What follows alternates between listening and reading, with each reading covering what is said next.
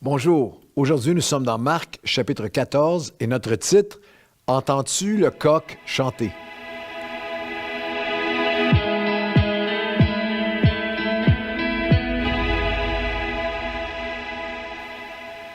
Bonjour à tous et bienvenue à votre café matinal. Merci de nous inonder, de nous envoyer tellement de courriels, messages textes, courriels, toutes sortes de choses qui entrent pour nous donner des paroles d'encouragement concernant cette série où nous traversons les 4 évangiles chapitre par chapitre. À tous les jours, un café matinal sur un chapitre différent. C'est une façon extraordinaire de traverser les 4 évangiles. On va le faire ensemble, d'avoir un dévotionnel sur chacun des chapitres. Aujourd'hui, notre titre, c'est « Entends-tu le coq chanter ?» On se retrouve dans Marc, chapitre 14, et je commence avec une anecdote sourire. Un homme se sentait sous conviction pour avoir menti ou caché ou fraudé Revenu Canada sur ses rapports d'impôts et il était tourmenté par ça. Alors, il était plus capable de dormir. Alors, il a écrit ce courriel à Revenu Canada. Cher Revenu Canada, vous trouverez 6 juin un chèque de 150 $. J'ai menti sur mon rapport d'impôt de l'année dernière et je n'arrive plus à dormir depuis. Si je continue à faire de l'insomnie, je vous enverrai le reste que je vous dois. Le problème de ce monsieur, de cet homme qui nous regarde, et ça nous regarde chacun d'entre nous, c'est qu'il attend d'autres avertissements. Il attend d'autres douleurs. Il ignore les avertissements déjà là, d'autres conséquences, d'autres nuits blanches avant de vraiment régler la situation. La première nuit blanche aurait dû être assez. Dans notre lecture d'aujourd'hui, dans Marc chapitre 14, nous allons être rappelés ensemble l'importance de répondre rapidement, d'être attentif rapidement, de ne pas ignorer, être indifférent ou même s'endurcir à la voix du coq qui chante. Et on se retrouve dans Marc, chapitre 14, et on prend le texte au verset 26. Vous connaissez bien. Le contexte, c'est juste avant Gethsémani, c'est avant l'arrestation de Jésus, la crucifixion, qui mènera jusqu'à la crucifixion et la résurrection. On est vers la fin de l'évangile de Marc, et nous lisons verset 26. Après avoir chanté les cantiques, les disciples se rendirent à la montagne des Oliviers. Et Jésus leur dit, vous serez tous scandalisés, scandalizo, scandalon, vous allez être offensés, vous allez être tentés de chuter. Car il est écrit, je frapperai le berger et les brebis seront dispersées. Il annonce son arrestation, sa mort, sa résurrection et comment ils vont être secoués par tout ça. Mais, il leur promet, mais après, quand je serai ressuscité, je vous précéderai en Galilée. Pierre lui dit, même si tous seraient scandalisés, si tous chutaient, te reniaient, moi je ne te renierai pas. Et Jésus lui dit, je te le dis en vérité, aujourd'hui, aujourd'hui, cette nuit même, avant que le coq, ne manquez pas ça, avant que le coq chante 2 fois, tu me renieras 3 fois. Mais Pierre reprit plus fortement, quand il me faudrait mourir, même s'il faut mourir, je serais prêt à mourir pour toi, je ne te renierai pas. Et tous dirent la même chose. Nous savons que le tourbillon qui a suivi, le jardin de Gethsémani, la prière, l'agonie, l'arrestation. Pierre sort son épée pour défendre le Seigneur. Il est en panique, il est en tourment. Et lorsque Jésus se fait arrêter, commence à passer devant Caïphe dans un des 6 faux procès où il va être accusé avant d'aller à la résurrection, avant d'aller à la crucifixion, la mort, les 3 jours de la résurrection. On retrouve Pierre dans le même chapitre 14 et le verset 66. Pendant que Pierre était en bas dans la cour, il vint une des servantes du souverain sacrificateur. Voyant Pierre qui se chauffait, elle le regarda et il lui dit, toi aussi, tu étais avec Jésus de Nazareth. Mais il le renia en disant, je ne sais pas, je ne comprends pas ce que tu veux dire. Puis il sortit pour aller dans le vestibule et le coq chanta pour la première fois. La servante ayant vu se mit à nouveau à dire à ceux qui étaient présents, « Hey, celui-ci est un de ces gens-là. » Et Pierre le renia à nouveau. Peu après, ceux qui étaient présents dirent encore à Pierre, « Certainement, tu es de ces gens-là, car tu es galiléen. » Alors il commença à faire des imprécations, à jurer, à blasphémer. en disant, je ne connais pas cet homme dont vous parlez. Et aussitôt, pour la seconde fois, le coq chanta. Et Pierre se souvint de la parole que Jésus lui avait dite, avant que le coq chante 2 fois, tu me renieras 3 fois. Et en y réfléchissant, il priait. Après avoir blasphémé pour prouver qu'il ne connaissait pas le Seigneur, le coq chante pour la 2e fois et Pierre est saisi, il est frappé, il se met à pleurer. Je veux quand même dire ceci, il commença à pleurer en y réfléchissant. J'aimerais vous dire aujourd'hui que dans notre expérience chrétienne, notre marche avec Dieu, elles sont précieuses les larmes de quelqu'un qui réalise et qui veut revenir à Dieu. De grandes guérisons, de grandes restaurations commencent souvent avec les larmes. C'est bien souvent le point de départ, le point de nouveau départ de Dieu. Elles sont précieuses, les larmes d'un cœur là, qui se tourne vers Dieu. Lorsque Pierre a fondu en larmes, tout son orgueil, son arrogance, sa prétention d'être supérieur à tous les autres, sa dépendance sur lui-même, sur ses propres forces, a fondu, s'est dissous avec ses larmes. Mais remarquez bien, Pierre a été frappé, a pris au sérieux l'avertissement lorsque le coq a chanté une 2e fois. Ma question, c'est pourquoi a-t-il ignoré la première fois? Pourquoi a-t-il ignoré le coq la première fois? Comme lui, nous ignorons souvent. Jésus l'avait averti, voici ce qui va arriver, attention à. Mais comme lui, nous ignorons souvent le coq qui chante.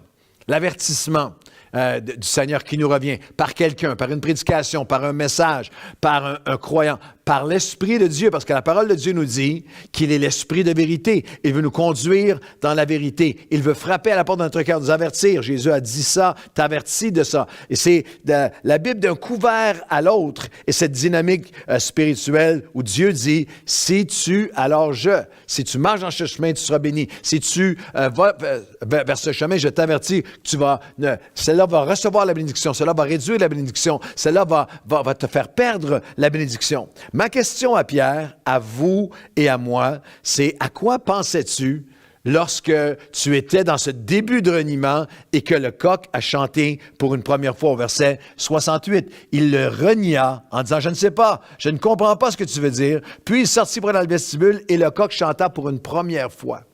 Vous et moi, il y a des moments où l'Esprit de Dieu nous parle, où il y a une conviction, où il y a un sens de conscience, où l'Esprit de vérité frappe à la porte de notre cœur, nous rappelle ce qui a été dit par le Seigneur, averti par le Seigneur, où le coq chante. James Stewart, un théologien que j'apprécie beaucoup, dans son excellent ouvrage « The Strong Name », le nom le plus fort, parlant du nom de Jésus, a écrit ceci, cette citation qui me parle beaucoup. Ça peut sembler naturel de supposer qu'à chaque fois qu'un homme, qu'une femme commet un péché, qu'il en connaîtrait un peu plus sur les dangers, les pièges, les fonctionnements, la nature, la méthode, les pièges du péché. En fait, c'est le contraire qui est vrai. L'opposé absolu est vrai. À chaque fois que nous péchons, nous nous rendons de moins en moins capables de réaliser ce que le péché est vraiment. De moins en moins aptes à reconnaître son poison dévastateur en nous et de moins en moins habilités à nous voir, à nous discerner, à nous voir, nous, comme des pécheurs. La laideur et le pouvoir diabolique du péché.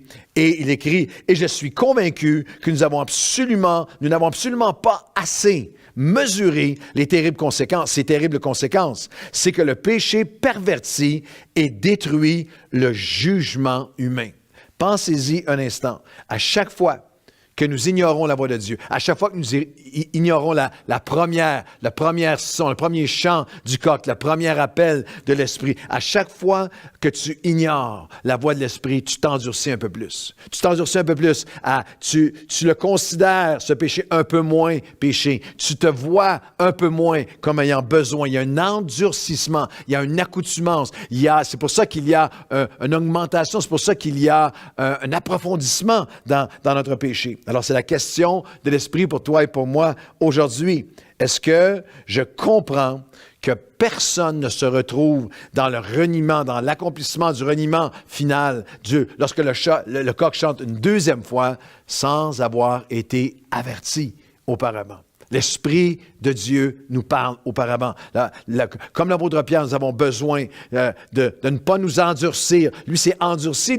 Le premier reniement, le coq chante. Ça aurait dû tout de suite dire, « Hey, ça c'est exactement ce que Jésus avait parlé. C'est ce que Jésus avait averti. » Mais il y a un endurcissement. Il y a une indifférence, il y a une nonchalance spirituelle, une négligence spirituelle.